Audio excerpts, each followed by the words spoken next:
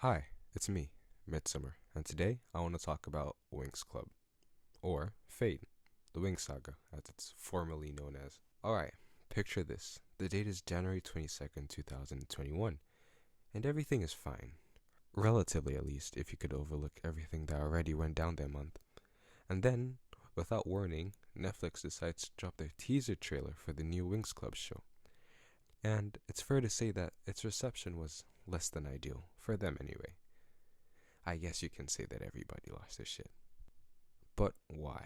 Well, I'm glad you asked, for after researching the oh so wonderful world of Twitter threads and YouTube comment sections, I believe I have the three reasons why. The first of which has to do with the very nature of the show's existence. It was a live action adaptation of a decently popular kids' IP. People generally are not very accepting towards live action adaptations. As for every Maleficent, Garfield, Alice in the Wonderland, and Paddington 2, you have a million other Lion Kings, Mulans, and Pans. Movies that aren't objectively bad, apart from Pan, of course, but movies void of any soul or life that the originals had. The second thing people didn't like about the teaser was that it didn't feel like a Winx Club show. Let me explain. Winx Club, at least the original one, was known for two things back in the day: its color palette and costume design, both of which were vibrant, flamboyant, very sparkly, really bloody colorful, and oh so flashy, like, oh my god, where's my epilepsy warning? But yeah, it was the best part of the show, not the story, because even though I rewatched this thing like a year or two ago, I couldn't tell you what the story was about, and I doubt you could too. Anyway, the visuals and costumes helped to tell us a lot about our characters, from general aspects of their personalities, things they liked, or, the most obvious one, a visual representation of their powers. Regardless, a change in costume or a new accessory usually represented some form of character growth of sorts. It wasn't much, and it wasn't hidden. I mean, it was very on the nose. The show would tell you this has happened after showing you. Showing and telling was something this show did a lot, but for what it's worth, it was really nice. It was hype. It was my Dragon Ball Super Saiyan level up moment before I ever knew what Dragon Ball was. So yeah, I liked it. I also used to wonder how I'd look in those dresses. I still ask myself that question till this day. Now, imagine people's reactions when the thing that made the show was nowhere to be found. We essentially went from this to this. And although it was clearly intentional, such a drastic shift was always going to be met with a little bit of, you know, resistance and backlash. The third and final issue people had with the teaser was the casting. Now, I want to preface this by saying that I'm sure the cast are lovely people and I'm not bashing them or anything, but for what it's worth, with that being said, the casting sucks ass. The first issue is that they're supposed to be high schoolers, 16 and 17-year-olds, and they look like people in their mid-20s, which is because they are. And I mean, that's not their fault. If the setting had simply been changed to that of a magical university, then problem solved. Actually, that's my headcanon. It makes things make a lot more sense in this show. And the second issue, and one I can't defend, is the lack of diversity and the subsequent whitewashing of Flora and Musa. Like, fucking do better. Stop that. I don't think I saw one Asian person in this whole show. And I think there's like two important black guys. I think I saw three as background, but like, come on. You guys can do better. This sucked. I have nothing more to say on this because in this day and age, diverse casting should be the norm. So yeah, those are the reasons why people weren't happy with the teaser and the subsequent trailer that came out a month later. But I, apart from the casting, wasn't too bothered. Why? Well, there are three reasons for that. One, Winx desperately needed a lifeline. My baby was dying and no one was gonna save it, but this show came along and it gave me new life. Two, never form an opinion off a trailer, because really bad movies can have really good trailers, and really good movies can have really shit trailers. And 3, I believe that no matter what medium a visual story is being told through, be it 2D animation, 3D, or live action, and no matter how much a retelling strays from what made its existing IP, that it should still be given a chance as long as those behind the retelling have a story worth telling.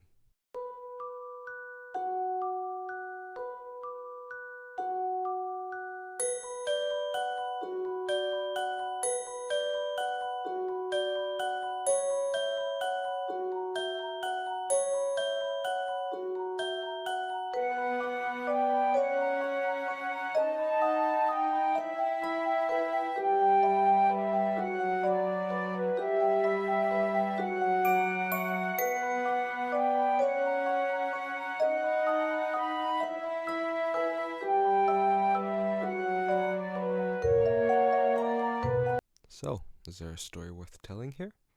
Let's find out. But first, a quick plot synopsis.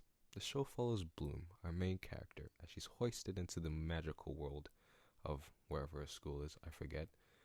Along the way, she tries to uncover the truth about her past, unravel the mystery about what really went down here, as well as learn who she is. Oh, and live through the epic highs and lows of high school. Alright, now let's get to it. The good. Yeah, the dialogue. I like it. Clearly, it's trying to be fun, quirky, and like a good time all around. And to its credit, it works most of the time. It's like reading a very stylized novel, that kind of thing. Sometimes, like, there are a few occasions where they say stuff and it's like, this isn't how normal people speak. But most of the time, it's seamless and it's like, it's fun. It's fun dialogue, even though the show is supposed to be quote unquote dark. But part of the reason the dialogue even works as stylized as it is because of the good chemistry with the cast. Notably, the 3 old heads, I call them, I've forgotten their names, so I'll just put their pictures on screen. Sky and his second father figure, and Sky and his friend. Again, I'm sorry, I'm terrible with names.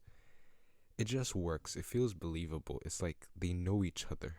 They've known each other for a while. Specifically with the old heads, when it's time to confront the truth of what they did years ago, you can see how like it's taken a toll on them and they're still trying to come to terms with what they did. It's like you're actually seeing a conversation with people that have lived, that existed, and that helps with the stylized dialogue. I don't know, it just helps the believability of it all. Sky and his best friend, such a good time. Like, everything he says is just funny. I don't even know if it's intentional, but a lot of this show's humor doesn't come from when it's trying to be funny. It fails. It comes from just banter between characters. But yeah, every character in the show interacts well with another character. Sometimes it's a bit, like I said, people don't say this, but it just works, Speaking of characters, I really liked Tara and Stella. Yeah, I enjoyed Tara's little thing of, where does she fit in? It was a bit, it's nothing, it's cookie cutter, but it was just, interesting to see this character who never really never really fitted in. Okay, English. This character that didn't really know her place in the whole school was just trying to, be useful. She couldn't come to terms that people didn't need her per se, which it's not the cheeriest thing, but it was interesting to see. And Stella is just a case. It's revealed that her mother wants her to become really powerful and tap in with all these negative emotions, which is why Stella tells Bloom that, the best emotion is the negative ones for getting powerful. And then the whole thing about her blinding her friend because she was it jealous or something like that? I don't know. It was interesting. I wouldn't call it compelling, but it kept me watching. And Riven, that is the name of Sky's friend. I really like him. Him and his actor, I don't know his actor's name. Really funny guy. Everything he says just cracked me up, really, except for that one joke, which I'll also get to.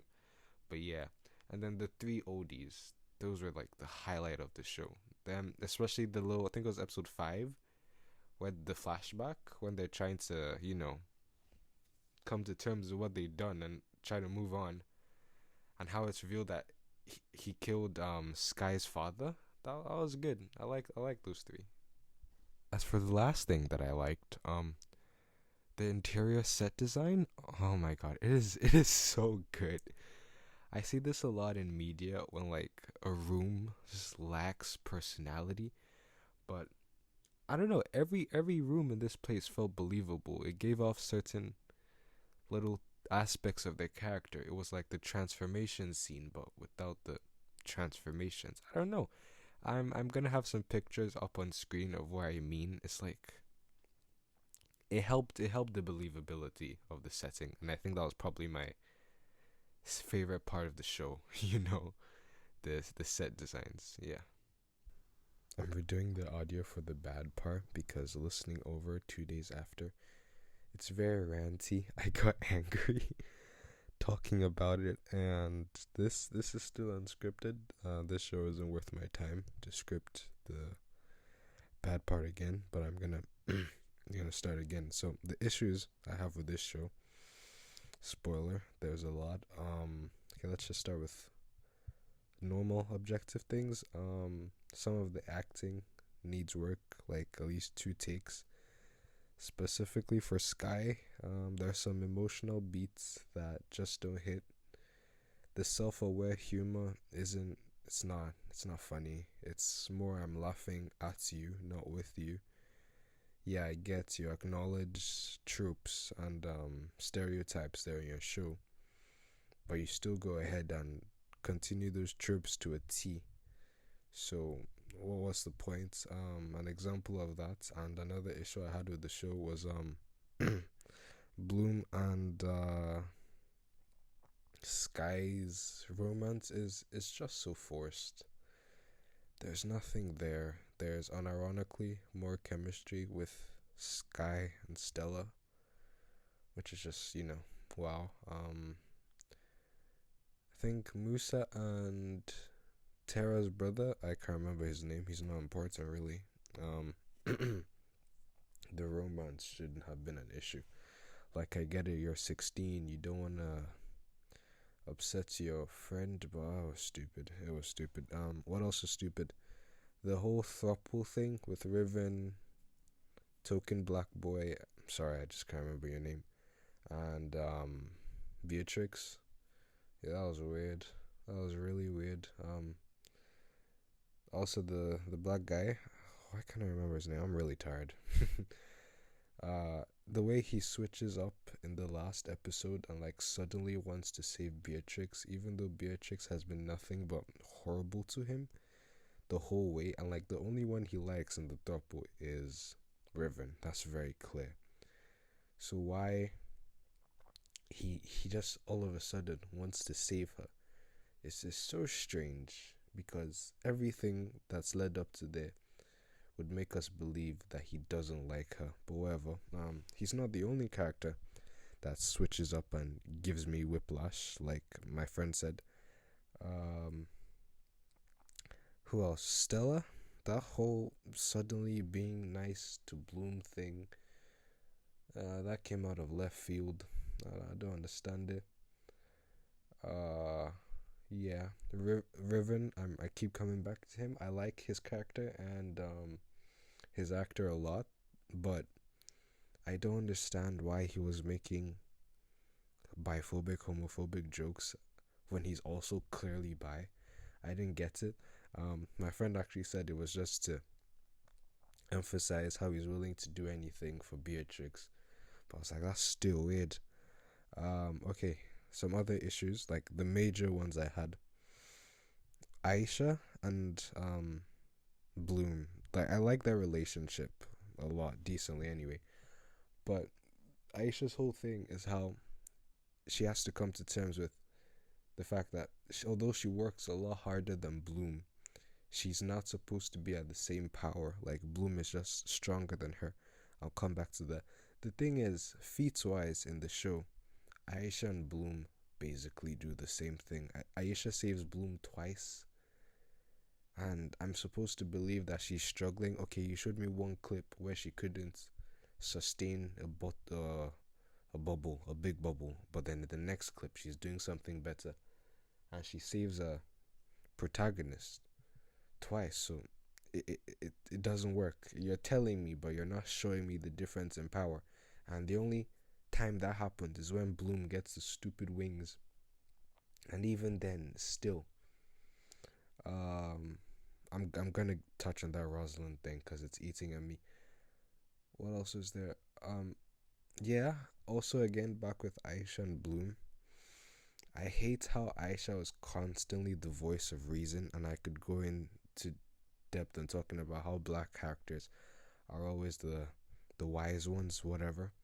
I hate how Aisha was always the voice of reason, telling them to not go do stupid stuff, but they never listened. I mean, it happened when Aisha tells them not to go get the ring, they didn't listen. Aisha tells Bloom that the way Stella is telling her to use magic, tap into negative emotions is dangerous. Bloom doesn't listen. Aisha tells her not to get her hopes up because being a changeling couldn't mean anything. I'll also get back to that. She doesn't listen, and Aisha tells them not to go free magical Hitler, and they chastise her and they tell her off for being sensible. This isn't even a voice of reason thing. This is having critical thinking skills. And she comes back and she apologizes, and I cannot physically tell you how much that angered me. It was so stupid. I remember the first time I saw it, I had to pause and just get up and be like, okay, this is some dumb. I don't understand. And then speaking of Rosalind, oh god, I don't have an issue with the concept of her as a villain. I like how it's revealed she manipulated the old heads, like I've been saying throughout this video. But why is Bloom so eager to free her? Bloom just takes what Beatrix and I think one other person says and just runs with it. She is told by the principal of what she made them do and what she did by herself. She slaughtered a village of innocent people, relatively innocent anyway, that were supposed to be sleeping without a second thought. And Bloom is like, yeah, that's the person I want to go and free. Like, oh my god.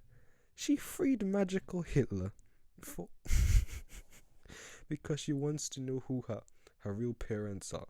And the whole changeling thing is so dumb because apparently it's a reason to be hated or excluded in the magic world, but we're never told why being a changeling is a bad thing. It's basically being an orphan with more steps. That's it. There is nothing to it. So she pulls down the magical barrier. I'm pretty sure she indirectly she indirectly harms every student in school by unleashing the burned ones, letting them come in. And it's like, what? Why would you do this? You're endangering other people because an evil genocidal maniac told you to do so. There is so much wrong in your actions, and you're not seeing the wrong. And the one person who did see, Aisha, is giving shit because of it. I did not like that. I still don't like that. The burned ones, aren't they supposed to be like some big enemy? Some like big thing? They didn't live up. I mean, Aisha gets her wings and swats them away. And speaking of not living up, I don't remember a lot about the story from the original show because it's been 2 years. I do remember that the principal, again I forgot her name, and Aisha and Bloom had this emotional connection. She was the one that mentored her all the way. So when you go and kill off one of the best characters in the show without her so much as putting up a fight, but we're told she's only second to Rosalind, really, and Rosalind just snaps her like a twig. It's like what? It's like, what? I really hope the reason they did that was because she read the script for season 2 and was like, nah, I can't do this. This is dumb. and finessed her way out of the contract because it was bad. It was subverting expectations, but in a negative and terrible way. I hate that this series is the only good entry we've had to the Winx IP in years. It really angers me saying that. Oh my god, I shouldn't have redone this line. I'm so angry. But yeah, stupid character decisions, characters changing their whole personality and story progression to fit Bloom. Bloom's mother is such a case. Bloom's mother is a horrible person that she just makes up with. Like, what? What? Okay. It's dumb. It's really dumb. What would I want to see from season two? Honestly, nothing. I don't want season two to come out, but it's gonna, and I'm gonna watch it. So whatever. Um, I like how I want to see how Sky explores like coming to terms with the. Hi, quick interruption during the bad segment. I'm gonna start just putting stills shots that I liked throughout the show. Yeah, so it's just pretty shots. My favorite throughout watching the show. Yeah, okay, bye. Fact that his new father figure tried to kill his old father, how he grapples with that. I want to see Riven and Beatrix, even though I don't like Beatrix really, but I do like Riven and I like the chemistry. I'm curious as to how Bloom is going to develop because she's essentially already peaked, you know. What's the next threat gonna be? Is it gonna be internal? It can be external because it can be a burned one. I guess it could be Rosalind, but Rosalind is the new headmistress, so that's not possible. As for the rest of the gang, I really only care about Aisha, Musa, Tara, Stella. Stella's story is interesting, but they just made her wishy-washy at the end. I did like Tara's story, like I said in the good, but as for season two, I don't know what they can do with her. Musa is just, I don't know. I genuinely don't know what you can do with that character. And yeah, this show sucks.